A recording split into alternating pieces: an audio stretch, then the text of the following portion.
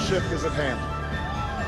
From a kid growing up in Hawaii to an Illinois junior senator to 1600 Pennsylvania Avenue, history has been made in the United States and around the world. Good morning. It's Wednesday, November 5th, 2008. From CBS News election headquarters in New York, I'm Meg Oliver. Barack Obama will be the 44th president of the United States. Voters have elected the 47-year-old Illinois senator as the first African-American to the White House. Let's take a look at the numbers. The final tally isn't in quite yet, but so far, Obama earned more than 58 million votes, about 52%. McCain, more than 52 million, about 47%. That equates in the Electoral College to 349 for Obama, 160 for McCain. 29 votes remain because the race is still too close to call in some states. President-elect Obama addressed a mass of supporters in Chicago shortly after McCain conceded last night. Many estimated the celebratory crowd to be in the hundreds of thousands. This is our moment. This is our time to put our people back to work and open doors of opportunity for our kids, to restore prosperity and promote the cause of peace, to reclaim the American dream and reaffirm that fundamental truth that out of many we are one, that while we breathe, we hope, and where we are met with cynicism and doubt and those who tell us that we can't, we will respond with that timeless creed that sums up the spirit of a people. Yes, we can.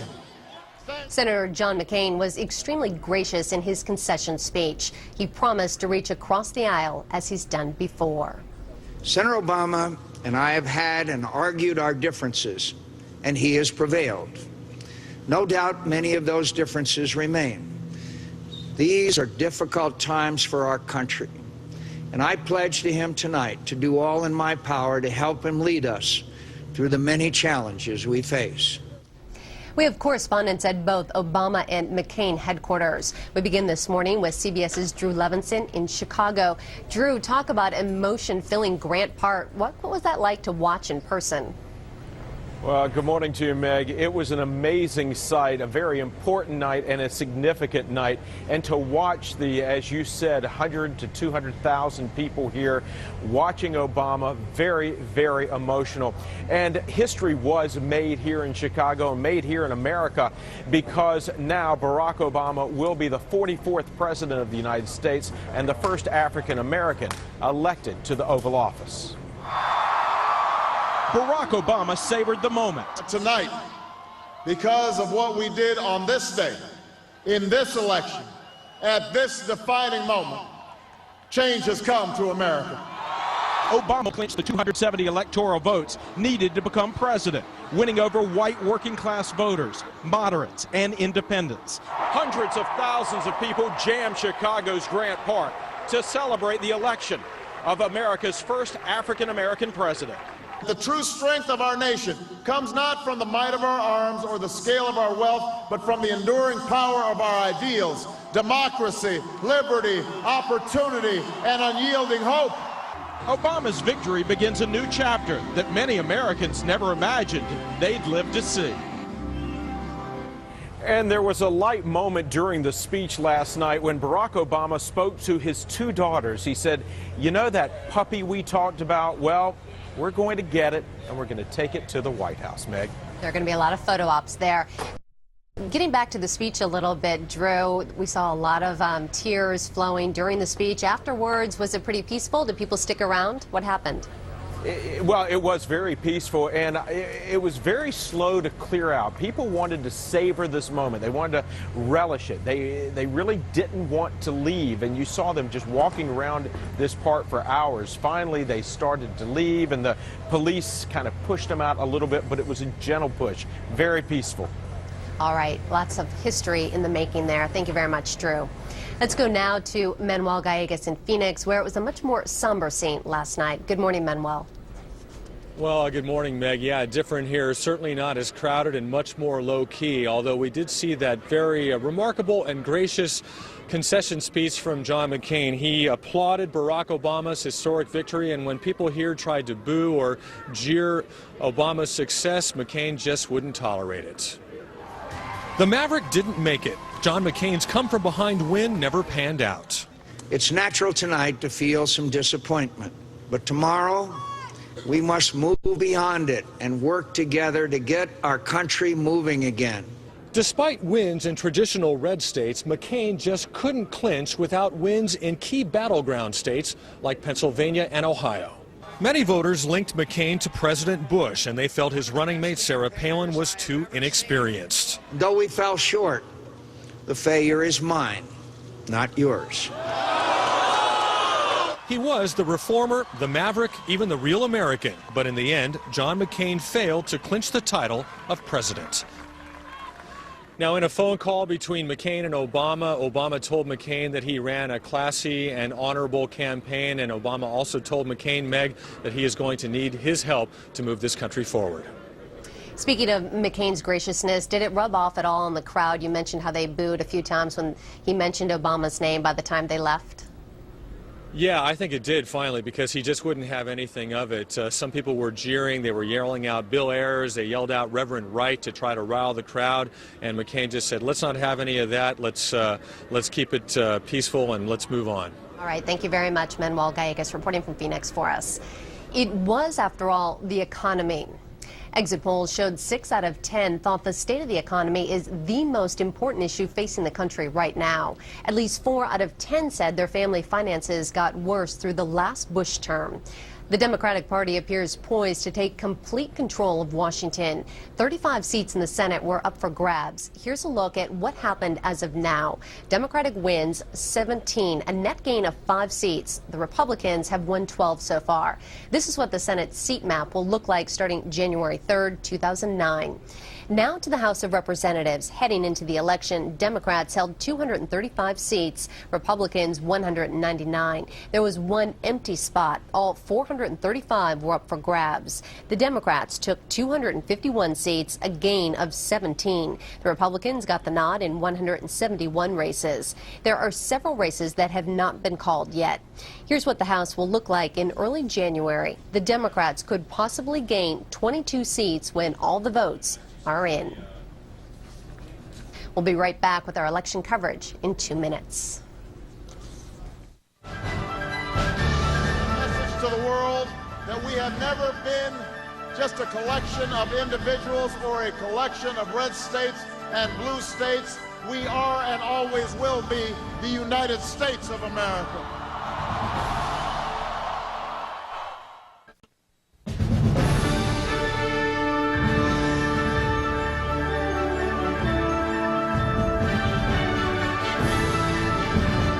It's 40 past the hour. In the words of Barack Obama, change has come to America. It was a record turnout from coast to coast to elect the nation's first African-American president.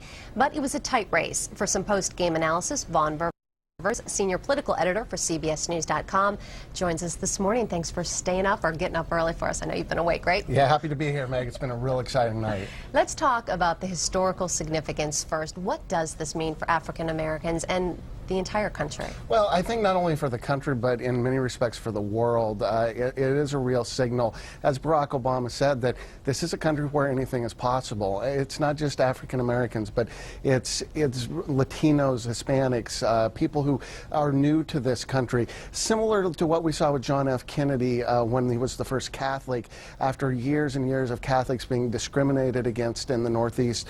When he was elected to the presidency, it was a big barrier that was broken. This is a more dramatic one, obviously. It has to do with race and what this country has been through on that subject. Well, how much did race actually matter in this race? You know, race mattered in 2 ways. The first way it mattered was in the amount of black votes that Barack Obama got out to the polls. He won 96% of the black vote, and that helped him in some of these real key states like Virginia and in these southern states to keep it close. You know, the other way it mattered is that people didn't seem to vote against him on race, and that was a big concern coming into this election. In a place like Ohio or Pennsylvania, both states where he won very, very convincingly, after all, people were afraid that may have been a factor, but the economy turned out to be a much bigger factor for voters. Let's talk about strategy and the economy. Was that the turning point for Obama and what basically did McCain in? I think that was the final blow. That was the final nail in the coffin. This was always going to be a very uphill battle for John McCain to fight. He had a very unpopular president. The last CBS poll coming into this election showed him at 20% approval. That's the lowest of any president in history. So he was battling against that in the very first place. And when the economy really started to come into crisis this fall, and John McCain's sometimes not level way of dealing with it, I think that put him in a hole that he just couldn't get out of. Let's talk about Senator McCain. There's going to be a lot of finger pointing, as there are after a lot of campaigns. Are they going to be looking at President Bush and blaming him for this? I think President Bush is going to get a lot of the blame from Republicans, but they have a lot of blame themselves to shoulder. The Republican Congress that was in there for the first 6 years of Bush's term, they spent money, which John McCain pointed out many times, like a drunken sailor. They went against some key core principles of the Republican Party and didn't behave the way that their party had in the past, so they all have a share of this blame. I thought it was interesting tonight that John McCain, in his speech, was very gracious and very supportive of his running mate, Sarah Palin. That signaled to me that at least if he's not going to blame that choice for bringing him down. Let's talk about Governor Palin. Was she a drag on the ticket? There is some evidence, definitely, that she turned some voters off. I think what's missing is some real evidence of how many voters she actually turned on for John McCain. He had a little bit of a tough choice. Conservatives didn't trust him. They weren't on board with his campaign. He got out a lot of voters in big numbers in places that I'm not sure he would have had he not gone with a real conservative. So if he had picked Mitt Romney or Senator Joe Lieberman, not the same? Joe Lieberman would have destroyed him because conservatives just would not have come out. Same thing with Tom Ridge. That would have been a bad pick, I think. But, you know, it's probably a 6-1, half a dozen of the other when it comes down to the final analysis. She turned off some moderates and independents. She really turned on some conservatives. I'm not sure that anybody else would have made much of a difference. Well, let's talk about the youth vote, because they've targeted it in the past, but talk about a dramatic change this time around. They really came out. What was the difference? Well, you know, they didn't come out in that much bigger numbers than they have in the past as far as a percentage of the electorate, but what they did do was they voted overwhelmingly for Barack Obama. I think he was up 17 percentage points over what John Kerry did among that group in 2004, where they split a little bit more evenly, but these young voters, I mean, they just flooded to Barack Obama. So in that sense, he really energized this young group of people and new voters who were coming into the process. So he did deliver on some of those promises that his campaign had made even way back in the snows of Iowa. Let's talk about his speech after he won. Some people I heard were talking that this might be more important than his actual inaugural speech. Would you agree with that? Well, no, I think his inaugural speech will be one for the history books. But clearly he had spent some time thinking about this speech tonight, and you know, he really brought it all together in this vein of yes, we can, and hope, and all of this. I think that a lot of that is very good, and that's why he got to be where he is now. But he's going to start running up against some realities of the situation when he sits down and gets briefings on what the federal budget deficit actually is, and some of these things. He's going to find out very quickly that he's going to have to make hard and tough choices. He acknowledged that tonight. He said there will be stumbles along the way. But, you know, there's going to be a time where all of this great hope and celebration is going to have to be set aside for some reality. Well, considering everything that he is facing, from home foreclosures to the economic, you know, the credit crunch and everything else, not to mention both wars, how hard is it going to be for him to unite the country? Well, I think, you know, it's funny. I think the country is ready to be united. And you know, I was really just taken aback by the real graciousness that McCain showed towards Obama in his concession speech. The president had called Obama and is urging a quick transition. Vice President Cheney called now Vice President-elect Biden and talked to him and congratulate him. There does seem to be, in everything we're hearing, a real desire to have some consensus. Now, when you get down the rubber meets the road and you're talking about things like Social Security entitlements and all of these things that have bedeviled politicians for decades on Capitol Hill and in Washington, that's going to be where that's where we'll really find out how willing they are. I think a lot of people are still feeling rather nostalgic, and they're not looking ahead yet. What was the defining moment for you in terms of Senator Obama and then Senator McCain? Well, you know, actually, I think the defining moment was when Barack Obama won the Iowa caucuses way back. Whatever, but all this, I do barely. But all this really started because I think the Democrat was always going to have the real edge coming into this election because of the conditions of the country that were visible even way back then. And for him to go toe-to-toe with a Hillary Clinton who had all that experience and name recognition, and you know, she seemed unbeatable. and he took her on and beat her. And when he won Iowa, that signaled to black voters in places like South Carolina and some of those other states that this guy could win, and that helped him tremendously. What was your favorite moment looking back on Senator McCain? You know, I think Senator McCain he's a remarkable story. This is somebody who 2 months before the primary started was given up for dead. His campaign had imploded, fired all of his staff. That's when he really got back to himself. He sort of lost that in the general election, and I think it was a calculated choice that he was going to have to be a little bit more disciplined candidate to get some of the organization around him.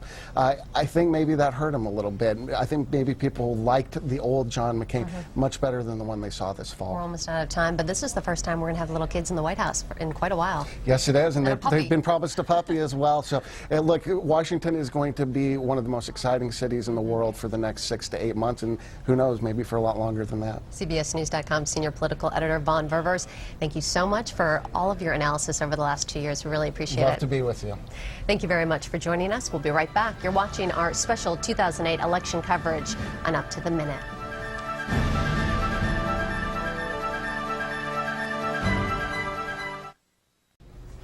This morning's top story is the election of Barack Obama, the nation's first African-American president. But there's also quite a story in last night's congressional races. Joining us this morning for a closer look at how things will shake out on Capitol Hill is CBS's Byron Pitts covering the Senate and our own Cheryl Atkinson covering the House. Good morning to both of you. Good morning. It's been a long night for both of you. Thank you very much for being here. Let's start with you, Cheryl. Well, there was never any question that Democrats would pick up a significant number of seats in the House where they already hold a majority. But the question was just how many.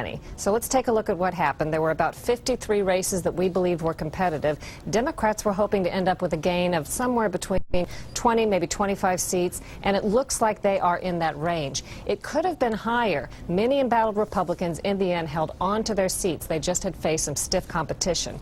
Now, there are two well-known congressmen, long-term incumbents that met some different fates tonight in Pennsylvania. Democrat Congressman John Murtha, whose district is near Pittsburgh, had been a lot to win until he called constituents racist a few weeks ago. He pulled out a victory after all in the end, but farther north, Republican Chris Shays, a longtime moderate Republican, lost his seat in Connecticut. He's been in the House since 1987. He was really the last Republican in the New England area. Lonely last man standing, now he's gone. 2 points of interest here with the Shays loss. Even though he was often a thorn in the side of President Bush, he was the target of a Democrat strategy that was used across the country, tying these Republican incumbents closely to President Bush in ads. With that loss again, no more Republicans from New England as it gets more and more blue. The other races that we were looking at tonight are governor's races. There were 11 races, and about 4 of those were competitive, so let's take a look at what happened there. In Indiana, the Republican incumbent Governor Mitch Daniels hangs on against Democrat Jill Long Thompson in this normally Republican state. We wondered about it because economic problems plus strong Democrat registration and Obama support had made that race a toss-up. Okay. Now, before, I don't want to cut you off, but we want to get to the Senate races because we don't have that much time. Byron Pitts has been covering that, and there's been some really contentious races. Oh, there has been. You know, there were 35 Senate seats open tonight. The Democrats are hoping to make a net gain of 9. There are some races that are still too close to call. One of those is in Minnesota. That's a Senate race between incumbent Norm Coleman, the Republican, versus Al Franken. That race at this point, I mean, it's neck and neck between Coleman and Franken. The third-party candidate, Dean Barkley, he won't win, but there's some sense he's taking votes from the other two. Another tough race, too close to call this hour, is in Alaska. That's Senator Ted Stevens, the Republican, versus Mark Begich, who's the mayor of Anchorage, Alaska. This is a race where most of the problems that Ted Stevens has, they're self-inflicted. I mean, just last week he was convicted on federal corruption charges. That's not helping him in that tight race. Mark Begich, I mean, he's mayor of Anchorage. A third of the state's population in Alaska lives in Anchorage, so he's pretty well known statewide. And then finally, you were saying nasty races. Perhaps the nastiest Senate race this year was in North Carolina between incumbent Senator Elizabeth Dole and Democratic State Senator Kay Hagan. In the end, Kay Hagan pulled it out. Many people will say what helped her win in the end was this negative ad that Dole ran near the end of the campaign criticizing her, suggesting that Kay Hagan palled around with people who are anti-God.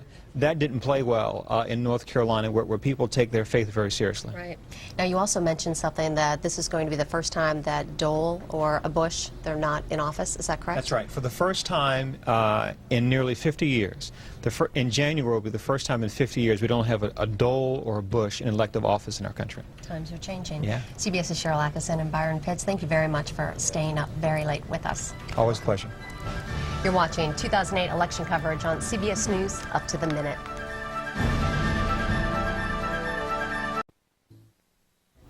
Recapping our top story, Senator Barack Obama is now President-elect Obama. An historic night as America elects its first African-American president. It was the longest and most expensive presidential race in American history. It was a contentious race that attracted a fervent interest across the globe. Here's Simon Bates with this morning's comment from London. Nothing over the last few days, not even Donald Trump's successful attempt to build a golf course on farmland in Scotland, has been allowed to interfere with wall-to-wall coverage of your election. And the reason is simply that, in our opinion, this one really does seem to have been the most important in living memory. Because, to us, the long campaign with that extraordinary result sends the strongest possible message across the Atlantic. And the overwhelming feeling here is of deep and profound relief.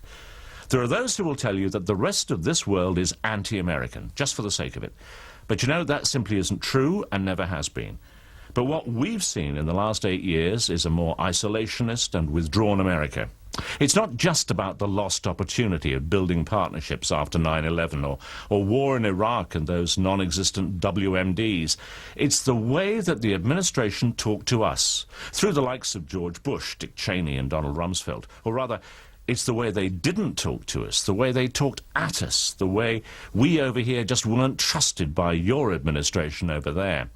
And it provided a great justification for the few who profoundly disliked America to hide behind the veil of loathing Bush when they actually hated the US. Now all this will surely change, and they will have nowhere to hide. The view from across the pond is that none of the old problems have gone away. They're still there and growing. Iraq, Afghanistan, Pakistan, Central Africa, Bosnia, the Middle East, and of course the world economy. But all around the world, there's a great groundswell of support, of sympathy and optimism for your new president, and an enthusiasm for the change that he's talked about for so long. All this is based on the simple hope that Barack Obama's election shows the return of a more traditional and tolerant America, an America that is willing to become a partner again. This is Simon Bates for CBS News in London. And we thank you for joining us this half hour. This is Special Election 2008 coverage on CBS News Up to the Minute.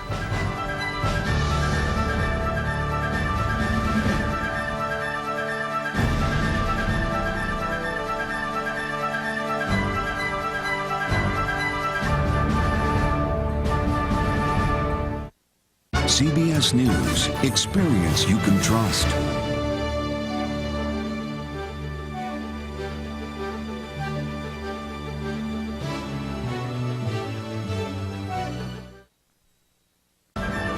But tonight, because of what we did on this day, in this election, at this defining moment, change has come to America. Now on CBS News Up to the Minute. Barack Obama is elected the 44th President of the United States of America. My friends, we have come to the end of a long journey. The American people have spoken, and they have spoken clearly.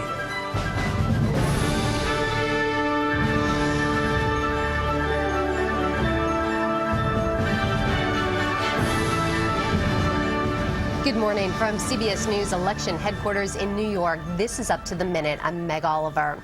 Barack Obama by a landslide. In a historic election, America embraced Obama's call for change and elected him the first African-American president. The vote caps Obama's meteoric rise from Illinois state senator to the U.S. Senate to the White House in 4 short years. Hundreds of thousands gathered inside Chicago's Grant Park for the victory speech. If there is anyone out there who still doubts that America is a place where all things are possible, who still wonders if the dream of our founders is alive in our time, who still questions the power of our democracy, tonight is your answer. Obama swept to victory, capturing about 52% of the popular vote. But in the Electoral College, it wasn't even close. Obama won all the so-called blue states, as well as the traditionally Republican states of Virginia and Iowa, and the battleground states of Florida, Nevada, and Ohio, among others. Americans who sent a message to the world that we have never been just a collection of individuals or a collection of red states and blue states. We are and always will be the United States of America. In Arizona, Republican John McCain was gracious in defeat. In a contest as long and difficult as this campaign has been, his success alone commands my respect for his ability and perseverance. But that he managed to do so by inspiring the hopes of so many millions of Americans who had once wrongly believed that they had little at stake or little influence in the election of an American president is something I deeply admire and commend him for achieving. Nationwide, Democrats also gained seats in Congress. They now control the House, the Senate, and the White House for the first time since 1995. CBS's Katie Kirk with more now of our extended coverage of Campaign 2008. Campaign 08. CBS News election night coverage continues. Here again is Katie Couric. We really don't need that fancy music and this fancy open because, hello, welcome to our webcast. This is the loosey-goosey time of the night. It's an after-hours party, 2 a.m. here on the East Coast, but there's a lot to talk about on this historic night, so we're going to keep everyone here just a little bit longer, and we hope you'll stick around as well. We're going to answer your questions, and I want to say a big thank you to all of you who sent them to us tonight, and we want to also thank our sponsor of the webcast, Intel, as you can see. All right, let's get right to the web questions because I know everybody's getting pretty sleepy, and I know some folks have got to leave, including Dee Dee Myers. But Dee Dee, this is a good question for you because Jim from Maryland writes, is the Bradley effect much ado about nothing? I think before you answer it, I think you probably should explain for the rest of our folks watching what the Bradley effect is. Well, Tom Bradley was the mayor of Los Angeles in the early 1980s, and in 1982 he ran for governor of California against a fellow named George Duke-Majan. He was ahead going into election days. Polls showed him with about a 7-point lead, and he ended up losing that election. He was an African-American, and people speculated that voters told pollsters they were going to vote for him and then went into the polls and voted for his opponent. So that became known as the Bradley effect. I don't think we saw that tonight. I mean, the exit polls, and we're seeing the final numbers from the states are tracking pretty closely to the last rounds of polls we saw nationally and in the battleground states. Certainly, Barack Obama has won a massive victory tonight, not just a solid popular vote majority, but big majorities in many of the states, many of the battleground states, the former red states that President Bush carried just 4 years ago. So, you know, whether it's a new era in this country, whether Barack Obama's support was just so broad and so deep, doesn't seem to matter. We now have an African-American president, and I think the questions about the Bradley effect, whether it was ever true, are much diminished. You know, it's interesting, Dee Dee, because now you hear about the reverse Bradley effect, Right. where some people go into the polling place and they vote for Barack Obama, but don't necessarily tell their family or their friends who may not do the same. So it's just sort of an interesting development in this whole issue. All right, Dee Dee, thank you. Thank you. You may be excused. Thank you. All right, let's go to yeah, I just got here. No, I know. Hey, we'd love you to stick around. Feel free, but we're going to go to Bob now because Bob, but bless his heart, he's got to get up and do the early show tomorrow. I don't know how you do it. You're amazing. Huh? You're inspiring. What? Okay, the question for you, Albert in Florida writes, what determines a mandate? Is it a % of popular vote, or is it an amount? Is it an amount of electoral votes? You know, it could really be either, or it could be both together. I mean, if you got a huge popular vote and the electoral vote that went along with it, that would certainly be a mandate. But I think in recent years, mandates have come to be seen as what people think they are. And I think you'll see this called a mandate for Barack Obama because he won big electorally. He didn't. Well, we don't know yet what the popular vote is going to make. Anyway, I mean, is it sort of a? Does it make a big Clearly, difference? the nation turned a corner tonight, went to another page. I mean, we saw him get more states than John Kerry did. We saw him pile up a sizable electoral college vote. So I would call this a mandate. Would you, Jeff? Are you Jeff? What? No, I'm trying. Katie, I'm trying to think this through. The difference to me is a mandate is when a president comes in with such a clear and convincing support based on a set of clear and convincing arguments that, for instance, he can say to the Congress, this is what the people want us to do. Ronald Reagan in 1980, winning by 10 percentage points, bringing in a Republican Senate and 33 new House members. That was with a sharp change of direction to the right. That's as clear a mandate as you can get. The country saying we want a different direction. Clearly, the country wants change. Bob's absolutely right. There's no number. It's not like It's not like it's 6 points you have a mandate and 5 you don't. But the question is whether or not the Congress is going to see Barack Obama as the head of a movement that got national support, or whether he won by 6 points and some of these states were close and the Democrats have the Congress anyway. Well, we know the one thing for sure. The people said tonight they want somebody. Straight ahead, more of our extended coverage of Campaign 2008. This is CBS News, up to the minute.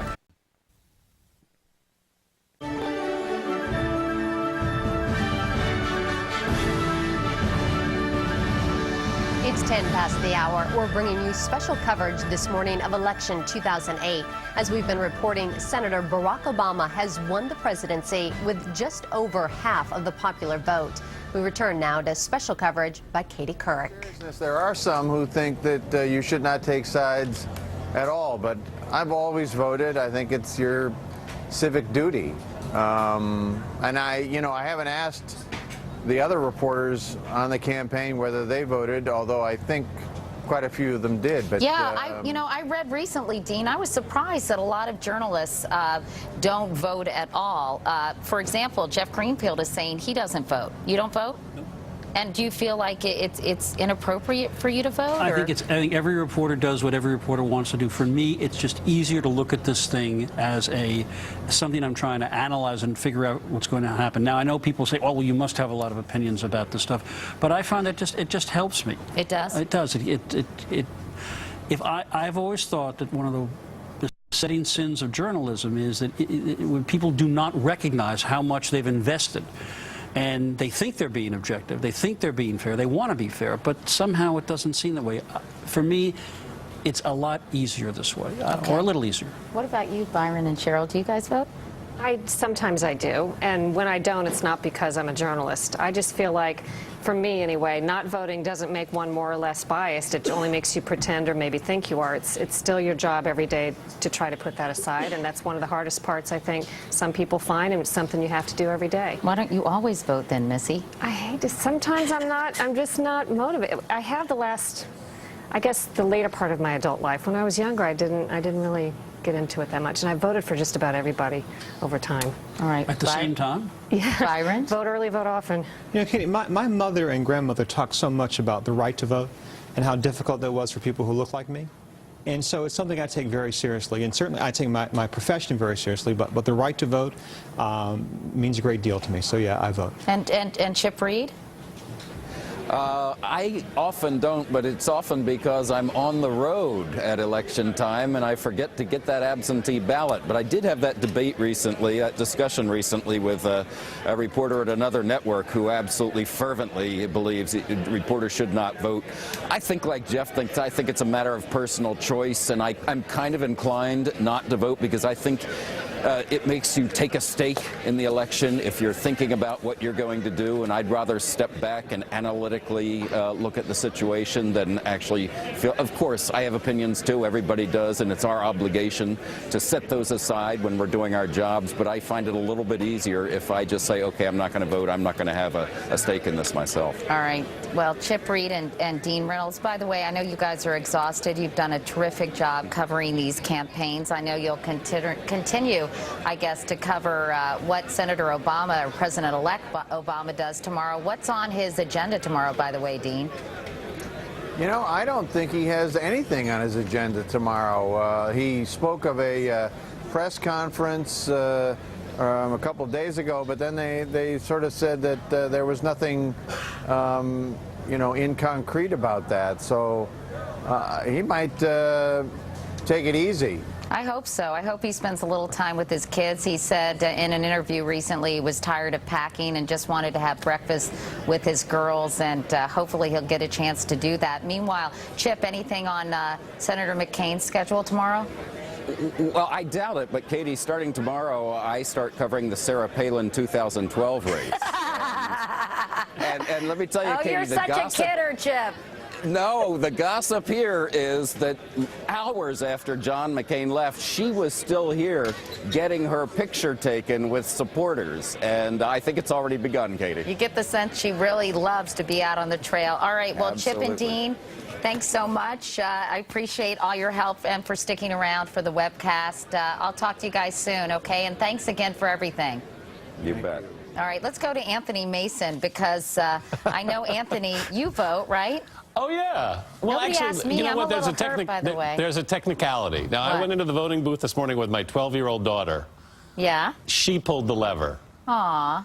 So does that count as a vote? Yeah, that counts Yeah, it as a does. vote. Yeah, Was it she does. excited to do that? She was thrilled. Yeah? And my 8-year-old son went, too. He voted with my wife. Oh, that's so nice. Yeah, so they actually... What a cute little my family 8-year-old son, outing. Sorry? What a cute little family outing you had. My 8-year-old son was the first one up this morning, and he came running into the bedroom shouting, "We got to vote."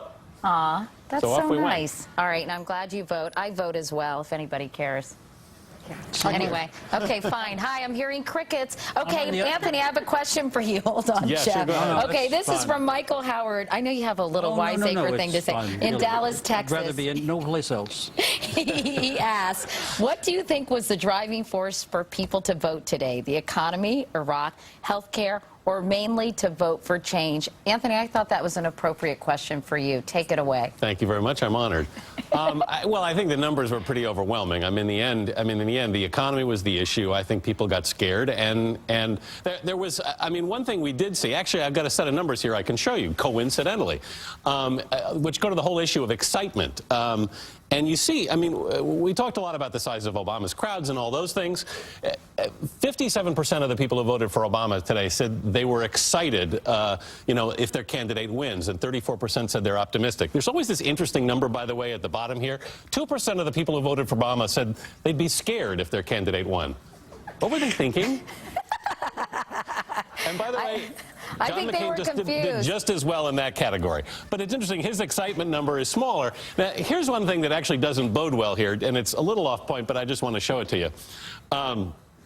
Among both McCain and Obama voters, 52% said they would be scared if the other candidate wins. And what that suggests, by the way, is that we still have a division in this country, in spite of this election, that both parties are a little worried about the other guy. All right, so they may not be holding hands and singing Kumbaya, some of these folks. All right, Precisely. Anthony, thank you so much. All right, Dan Bartlett, I know you want to leave. We'll be right back. You're watching special coverage of election 2008 with Katie Couric.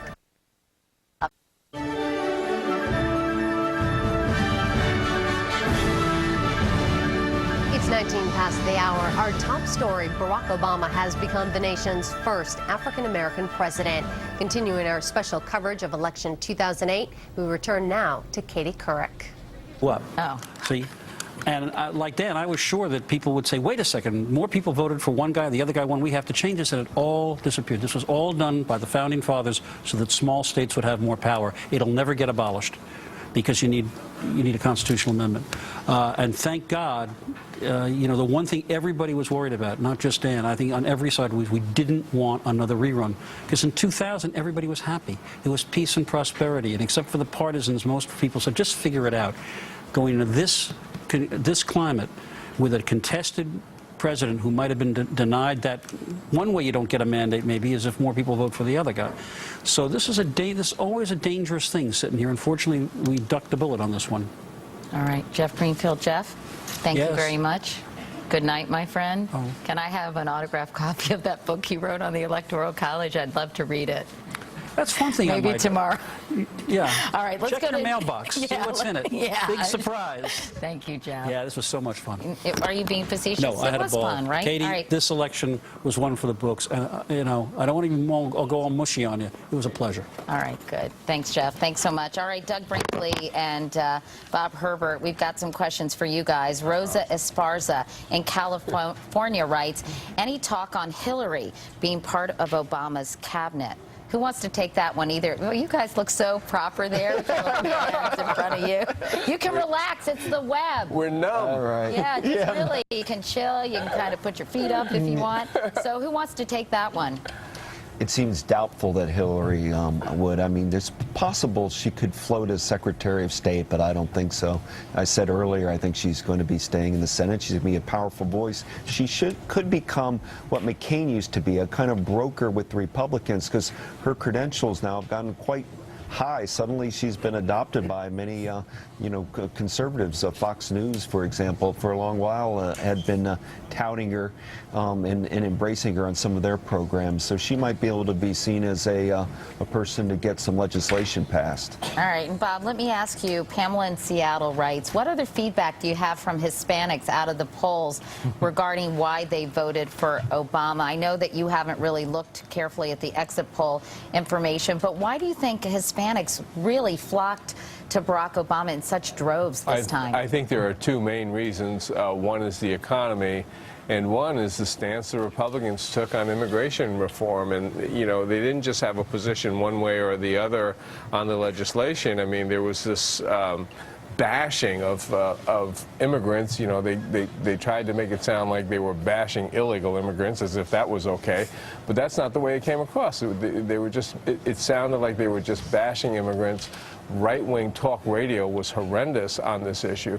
And I just think that that was such a terrible tactical blunder by the Republicans, because they had made such headway with Hispanic voters, and then they just blew it.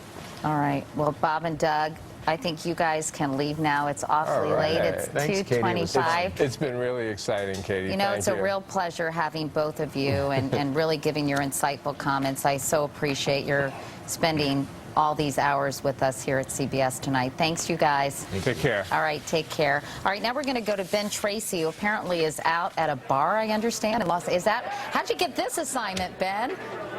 I don't know, Katie. We haven't talked to you all night, so I can't talk about what we've been doing here in the bar for the last 8 hours. I hope you haven't been doing being shots. Very good. No, but we may soon. We may soon. No, it's actually been very good here in the bar, and obviously we're in Los Angeles, or in Pasadena to be specific, and it's still election day. Lots of folks still here at the bar, and earlier today we met Bridget Bell, who came over to our table actually while we were working here at the bar, and kind of gave us a pretty emotional story about what today was like for you voting, and why was it so emotional for you? My family has been part of the civil rights movement, and this is everything to me. To hear my father call me and say he never thought this day would come. He was first to integrate his schools in Georgia, and my mom going through so much of discrimination in the northern part of Florida. I'm honored to be a part of this, and I just don't know what to do with myself right now. I'm just too emotional. And you talked about those phone calls you had with your parents. How emotional were they? What was it like? The minute they announced it, my mom called me and my dad called me at the same time, and they were both crying. And I just burst into tears because it was emotional for me, but to hear my father cry and to hear him say, I never thought this day would come. I'm so proud of you for taking a part in this. I'm so proud that I'm here to see this and share this moment with you. That meant everything. This is CBS News, up to the minute.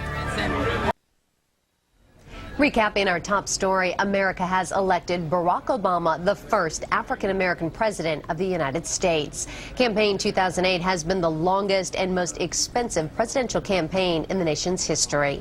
Here's a look back.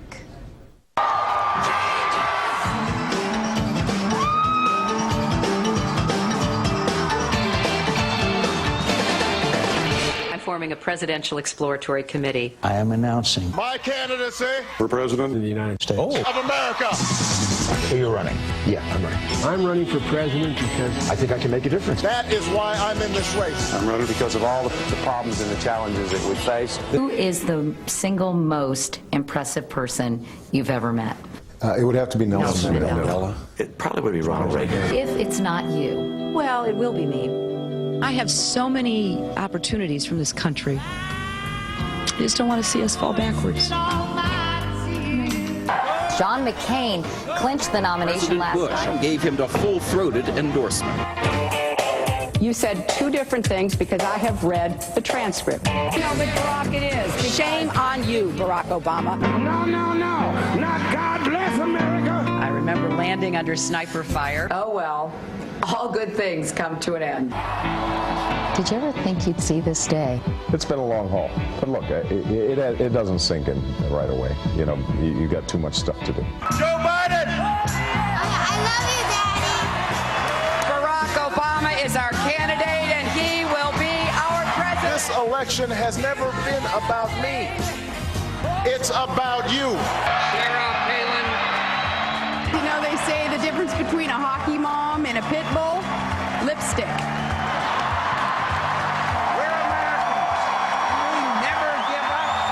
Fundamentals of our economy are strong, but these are very, very difficult times. You said the fundamentals of the economy are sound. You know who voted for it? You might never know. That one. You know who voted against it? Me. Joe the plumber. Joe the plumber. The real winner last night was Joe the plumber. They went on to single out Bob the Builder, Dora the Explorer, and Thomas the Tank Engine. I'm just going to ask you one more time, not to belabor the point, specific examples in his 26 years of pushing for more regulation. I'll try to find you some and I'll bring them to you. Pictures of you, pictures of me, remind us all of what we could have been.